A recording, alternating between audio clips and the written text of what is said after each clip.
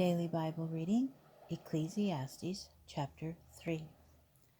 A season is set for everything, a time for every experience under heaven, a time for being born and a time for dying, a time for planting and a time for uprooting the planted, a time for slaying and a time for healing, a time for tearing down and a time for building up, a time for weeping and a time for laughing, a time for wailing and a time for dancing, a time for throwing stones and a time for gathering stones, a time for embracing and a time for shunning embraces, a time for seeking and a time for losing, a time for keeping and a time for discarding, a time for ripping and a time for sewing, a time for silence and a time for speaking, a time for loving and a time for hating,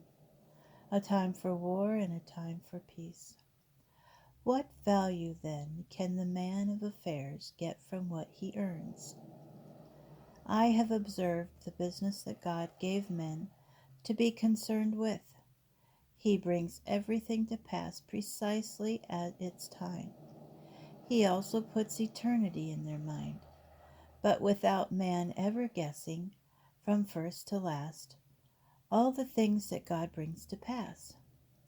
Thus I realized that the only worthwhile thing there is for them is to enjoy themselves and do what is good in their lifetime.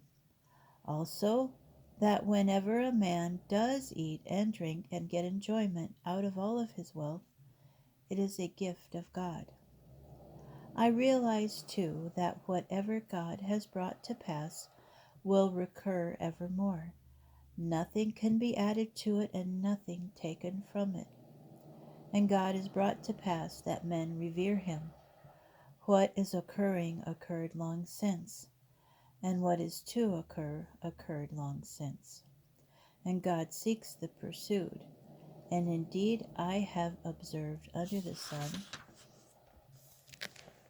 alongside justice there is wickedness, alongside righteousness there is wickedness.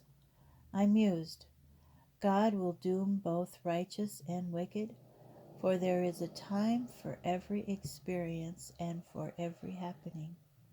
So I decided, as regards men, to dissociate them from divine beings and to face the fact that they are beasts. For in respect of the fate of man and the fate of beast, they have one and the same fate. As the one dies, so dies the other, and both have the same life breath. Man has no superiority over beast, since both amount to nothing. Both go to the same place, both came from dust, and both return to dust. Who knows if a man's life breath does rise upward, and if a beast's breath does sink down into the earth? I saw that there is nothing better for man than to enjoy his possessions, since that is his portion.